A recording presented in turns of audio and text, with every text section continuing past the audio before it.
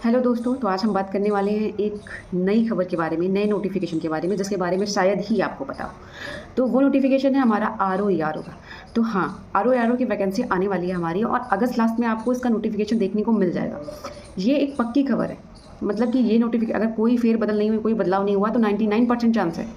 वो 1% लेके हो सकता है कोई बदलाव हो जाए और वैकेंसी थोड़ी आगे पीछे हो जाए, नहीं तो 99% चांसेस है कि हमारी जो ये वैकेंसी ROERO वाली हमें अगस्त लास्ट में इसका नोटिफिकेशन देखने को मिल जाएगा। तो ये चीज़ें, इसमें कुछ बदलाव भी किए गए हैं और जो पुराना पैटर्न था उसमें कुछ बदलाव भी आए हैं। उन सब सारी बातों के बारे में हम यहाँ पे चर्चा करेंगे। तो अभी ये चीज़ें आप सबके लिए, आप सब बहुत बेसब्री से इंतजार कर रहे होंगे, मुझे पता है, क्योंकि ROERO की वैकेंसी जो पिछला पेपर उसका कैंसिल हो गया था, फिर दोबारा एग्जाम हुआ और बहुत सारे बच्चे, मैं खुद एलिजिबल नहीं थी उसके लिए, तो नहीं हो पाया था मेरा। पर ये जो नई वैकेंसी आने वाली है इसके लिए बहुत सारे बच्चे एलिजिबल हैं और बहुत सारे बच्चे इसका वेट भी कर रहे हैं बहुत टाइम से।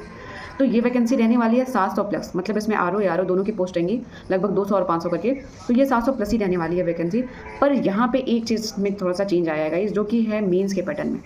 पहले हमारा जो प्रीलिम्स का पैटर्न था वो होता था 200 नंबर का, जिसमें 140 नंबर हमारे GS के होते थे और 60 नंबर जो होता था हमारा हिंदी पोर्शन का होता था।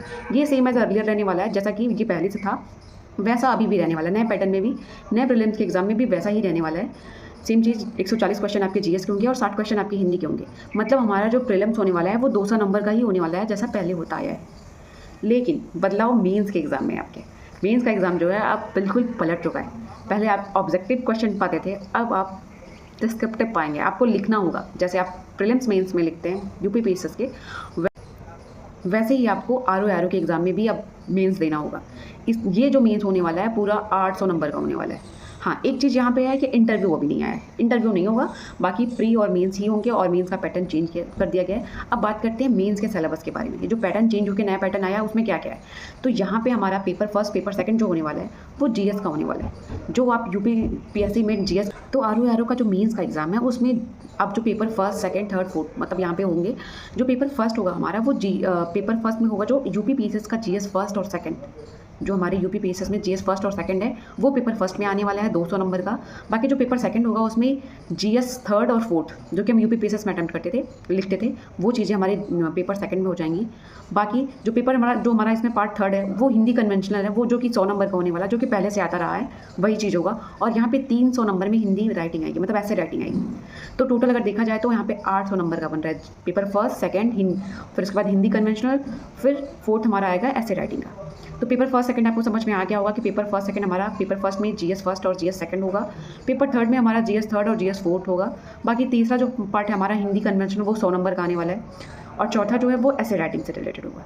तो यहाँ पे इस चीज़ में बदलाव आया है। अब हमारा जो मेंस का पोर्शन होगा वो पूरे 800 नंबर का होगा। तो थोड़ा सा ये चीज़ बदलने की वजह से थोड़ा सा लग रहा है कि ये जो ROERO की ही तैयारी कर रहे थे, स्पेसिफिक तैयारी उनकी ROERO के लिए ही थी, वो थोड़ा सा उनके लिए थोड़ा सा ये चीज़ दिक्कत वाली है, बदलाव है। बाकी जो UPPSS की तैयारी शुरू से करते आ रहे हैं उनके लिए ये प्लस पॉइंट है। और मुझे जहाँ तक लगता है कि 90 to 95% बच्चे ऐसे ही होते हैं कि मतलब जो थोड़ा सा डेडिकेटेड होते हैं, सीरियस होते हैं इस एग्ज़ाम के लिए, वो UPPSS की तैयारी के साथ ही ROERO की तैयारी करते हैं। तो उनके लिए बहुत बड़ी बात नहीं है कि अगर उसको ऑब्जेक्टिव से डिस्क्रिप्टिव कर दिया गया है, तो इसमें कोई चेंज, मतलब इसमें कोई बहुत परेशानी वाली बात नहीं है। बाकी ये नया पैटर्न था, मुझे ये सारी चीज़ें आप लोगों से शेयर करनी थी। तो ये देखिए, नोटिफिकेशन अगस्त लास्ट तक आ जाएगा और आप सब अपनी तैयारी एकदम अच्छे से करिए, क्योंकि नोटिफिकेशन आने वाला है एग्ज़ाम। सबसे बड़ी बात, सबसे अच्छी बात ये है कि हमारी वैकेंसी जो पिछले साल की तुलना में बहुत ज़्यादा बढ़ के आ रही है। तो अगर आपकी तैयारी अच्छी है तो ये जॉब आपकी हो सकती है। बाकी की बातें हम तो सोचते हैं नोटिफिकेशन के बाद ही करते हैं, क्योंकि अब इंतजार है नोटिफिकेशन का। बाकी आप अपनी तैयारी में अभी से लग जाइए, क्योंकि आपके पास टाइम बहुत कम है। और हाँ, एक चीज़ और, यहाँ पे एक चीज़ और बात कर सकते हैं कि जो एग्ज़ाम डेट है वो भी मैं आपको कुछ, तो अगर प्रीलिम्स के एग्ज़ाम की बात करें तो इसका एग्ज़ाम दिसंबर लास्ट या जनवरी फर्स्ट वीक में हो सकता है। मतलब कि 25 दिसंबर से लेकर के 5 जनवरी के बीच में इसका एग्ज़ाम हो सकता है। और मेंस का जो एग्ज़ाम है उसका मई तक होगा। तो अभी आपके पास 4-5 महीने हैं। अगर बात करें अगस्त, सितंबर, अक्टूबर, नवंबर, दिसंबर, मतलब टोटल 4-5 महीने हैं आपको प्रीलिम्स की तैयारी करने के लिए। आप अभी प्रीलिम्स में अभी से लग जाइए और उसके बाद प्रीलिम्स जैसे ही निकलता है आप आंसर राइटिंग में लग जाइएगा, क्योंकि आपके बाद आंसर राइटिंग का पैटर्न आप सबको पता है, मैंने सारी चीज़ें बता दी हैं। और अब इंतजार करते हैं नोटिफिकेशन का। बाकी बातें हम करेंगे अपने नोटिफिकेशन के बाद। तो अभी के लिए गाइज़ बाय बाय, और आप सभी को आपके अगले एग्ज़ाम के लिए बहुत सारी शुभकामनाएं। तो थैंक यू गाइज़।